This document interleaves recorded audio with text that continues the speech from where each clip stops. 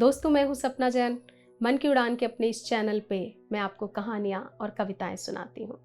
आज मैं आपके सामने लेकर आई हूँ डॉक्टर मधुकर गंगाधर के द्वारा रचित कहानी, जिसका शीर्षक है स्वाद। आखिर आंचल फट ही गया और तब धनेसरा कटी फटी आंखों से दुर्गी को देखने लगा। दुर्गी की आंखों में अलाव लहक उठा। धनेसरा के कान उमेटती हुई दुर्गी ने डांटा, राक्षस कहीं का, तुझे फौती पिलेगी भी। किंतु फौती पिलेग कहते दुर्गी की जुबान अपने आप रुक गई। मां की जिह्वा बेटे के अमंगल की घोषणा करते कांप गई, जैसे फौती पिलेग भी। कान के दर्द से धनेसरा की आंखों में आंसू आ गए। सावन की तलैया सी भरी भरी आंखें। पल भर मौन रहा, फिर दूर हटी मां के आंचल को पकड़कर उसके पीछे चलने लगा। मां की ममता ने कुलाचे भरी। धनेसरा के सर पर हाथ फेरती हुई बोली, बेटा अब मुझे जाने दे, देर होगी, मालकिन गालियां देगी। घर के लोग जग गए होंगे, बिना झाड़ू दिए आंगन में पैर कैसे रखेंगे। मुझे खाना दो तब जाना। बड़ी देर हो जाएगी बेटा, मुझे जाने दे।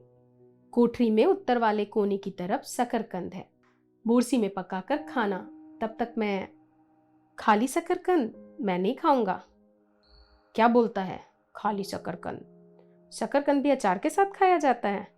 पक जाने पर तो शकरकंद अमृत हो जाता है। बड़े बड़े लोग खाते हैं शकरकंद। रघुवंश बाबू, मौल बाबू। माँ ने हंस हंस कर साड़ी का पल्ला छुड़ाया और मालिक के आंगन की ओर भागी। वो पल भर सोचता रहा, फिर घर की ओर आया।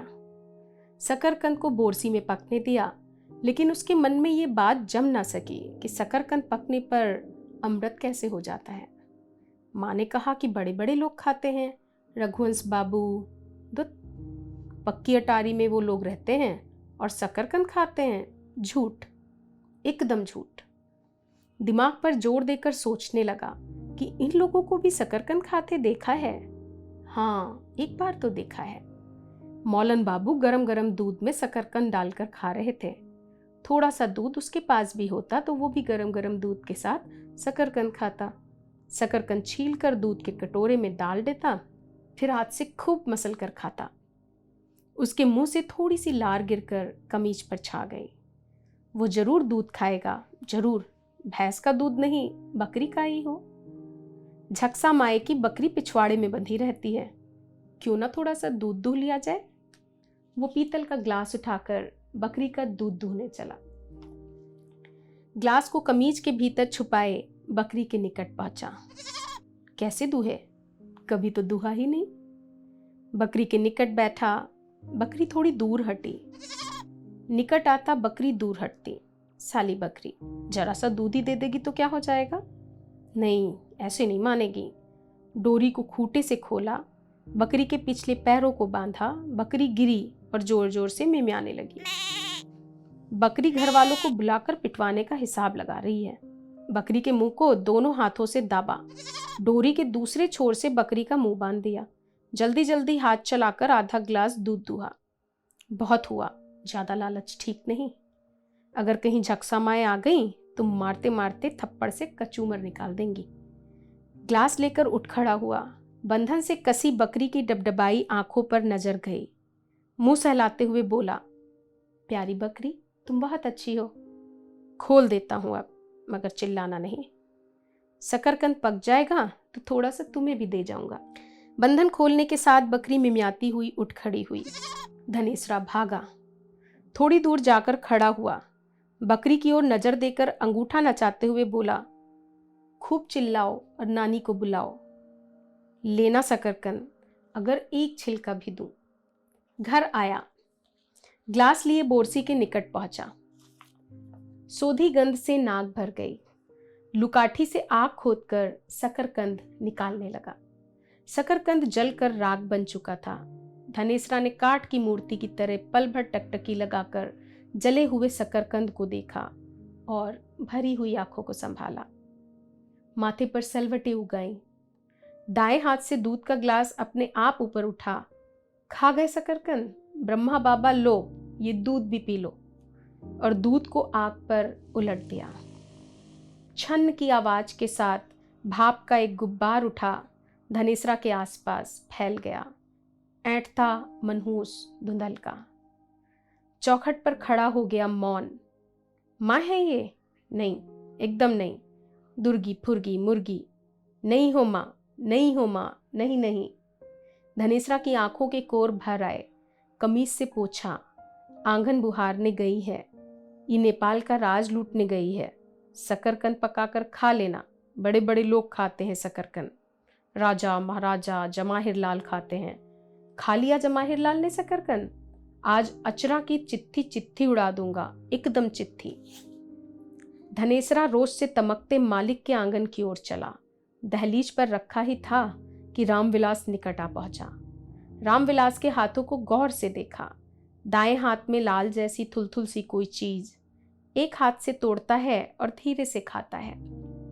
धनेसरा की आंखें रामविलास के उठते गिरते हाथों के साथ ऊपर नीचे होती रहीं। वो धीरे धीरे और निकट होता गया। की है बबुआ? मालपुआ? मालपुआ? हाँ रे, मालपुआ। कैसा लगता है? मीठा, खूब मीठा, खूब, गुड़ से भी ज्यादा, समझा? बहुत ज्यादा। धनेसरा की जिह्वा अपने पपड़ीदार अधरों पर दौड़ी।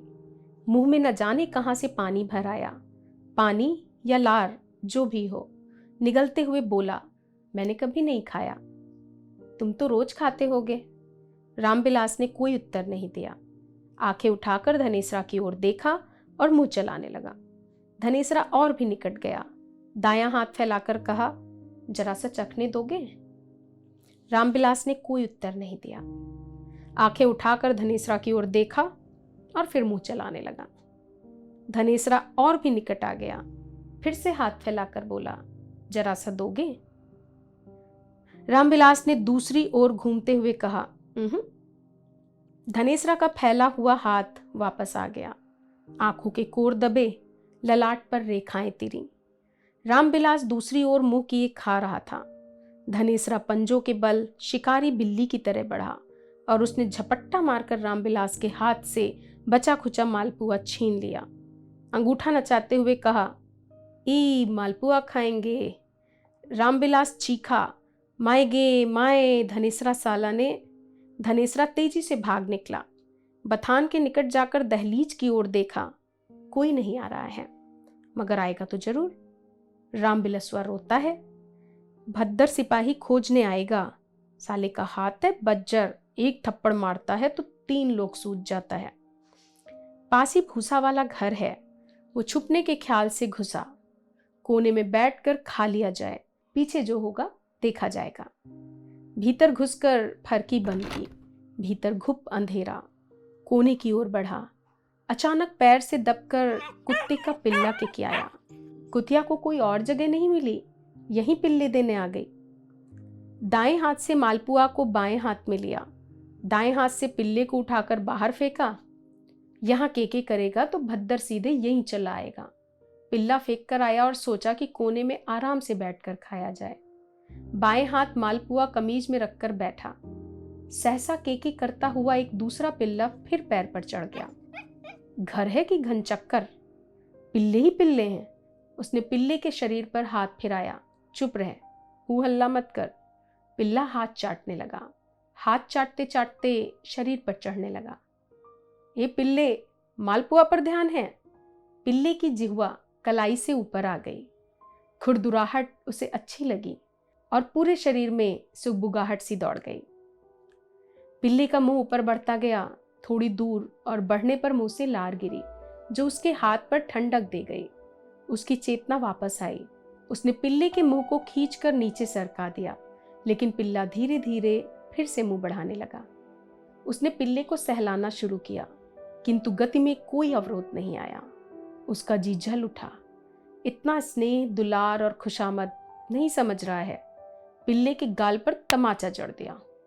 पिल्ला जोर जोर से केके करने लगा। ये तो और भी आफत है। पिल्ला को उठाकर बोला, चुप रह, खाने लगूंगा तो थोड़ा सा मालपुआ तुझे भी दूंगा। लेकिन उस पिल्ले को भविष्य में मिलने वाले मालपुए से संतोष नहीं हुआ। कीं कीं करता रहा। धनेसरा को बुरा लगा, ऐसे नहीं मानेगा। कहता हूं चुप रह। पिल्ले के मुंह को दोनों हाथों से दाबकर बंद कर दिया। पिल्ला छटपटाने लगा। कीं कीं और तेज हो गया। धनेसरा ने मालपुआ को कमीज से उठाकर जमीन पर रखा और पिल्ले को गोद में लेकर उठ खड़ा हुआ। बाहर ही फेंकना होगा। पैर बढ़ाते ही पैर में ठोकर लगी। झुककर हाथ से टटोला चारा काटने वाली लोहे की गड़ासी। धनेसरा के मुंह पर वक्र मुस्कान खेल गई। अजी पिल्ले महाराज, चुप होते हो या नहीं? कहता हूं मान जा। आधा मालपुआ तुझे दे दूंगा। नहीं मानते? ठीक है। पिल्ले को जमीन पर रखा, गड़ासी को दोनों हाथों से ऊपर उठाया। तभी उसके कानों में आवाज आई, हाँ उसी तरफ गया है। धनेसरा का सारा शरीर कांप गया। धीरे धीरे गड़ासी रख दी। पैर से ठोकर मारकर पिल्ले पर बरस पड़ा। खूब चिल्लाओ, आखिर भद्दर को बुला ही लिया। पैर की ठोकर खाकर पिल्ला जोर से केके कर उठा। धनेसरा दौड़कर दरवाजे पर आया। भद्दर उसी ओर आने लगा। भीतर पिल्ला केके करता रहा। वो फरकी के निकट दुबक कर बैठ गया और भद्दर का पैर उछाल उछाल कर चलना देखने लगा। सहसा पिल्ले का केके बंद हो गया। उसने कोने की ओर मुंह किया और फुसफुस स्वर में पिल्ले को संबोधित कर कहा, ऐन मौके पर चुप हो गए। काफी समझदार हो। आधा मालपुआ तुम्हें जरूर दूंगा। मालपुआ लेकर भागने का तो भाग आया था, लेकिन उसका शरीर भय से कांप रहा था। पिछले साल वो इसी प्रकार मालिक के बरामदे पर लाकर रखी गई आम की भरी टोकरी से एक पका मालदा लेकर भागा था और कुएं के निकट खा लिया था। आम की गुठली निचोड़कर फेंक देने के बाद पंजों और उंगलियों के बीच लगे रस को वो चाट रहा था कि भद्दर खोजते आ निकला था और पकड़ लिया गया था। वो भद्दर ने आने के साथ ही पीठ पर ऐसा मुक्का मारा था कि वो लत से बैठ गया था और रोने लगा था। आम का पीला रस और चबाए गए छिलके के हरे हरे टुकड़े। पिल्ला के चुप हो जाने पर उसे थोड़ी तसल्ली हुई। आज विधाता वाम नहीं है, शायद आज वो बच जाएगा। वो जल्दी जल्दी नाथ बाबा का सुमिरन करने लगा। हे सोटा वाले नाथ बाबा, हे खड़ाऊ वाले बाबा, हे बिसुरात बाबा। भद्दर आया और इधर उधर देखकर चला गया। धनेसरा उठा और कोने की ओर आकर बोला, किधर हो पिल्ला जी? एकदम चुप्पी लगा गए। सनीचर साला चला गया, अब बैठकर मालपुआ खाया जाए। आ जाओ, हिस्से बांट लें। कोने तक पहुंचा, अंदाज से बैठकर टटोला। तभी पिल्ले के मुंह चलाने और चिल्लाने की आवाज उसके कानों में पड़ी।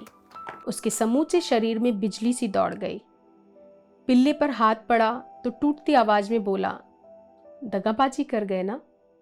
मेरे आने के पहले ही सफा चट कर दिया। उसके दोनों हाथों की उंगलियां अंधकार भरे कोने की धूल और घास पर अविराम गति से दौड़ने लगीं। किधर है मालपुए का टुकड़ा? किधर है? थोड़ी देर खोजने के बाद उसका शरीर शिथिल पड़ने लगा। हाथ की नाचती उंगलियां सर्द पड़ने लगी। भर्राए हुए गले से पिल्ले को पूछने लगा, सचमुच खा गए पिल्ले जी? एकदम खा गए? चखने के लिए भी नहीं छोड़ा? तो ये थी डॉक्टर मधुकर गंगाधर की कहानी स्वाद। नमस्कार।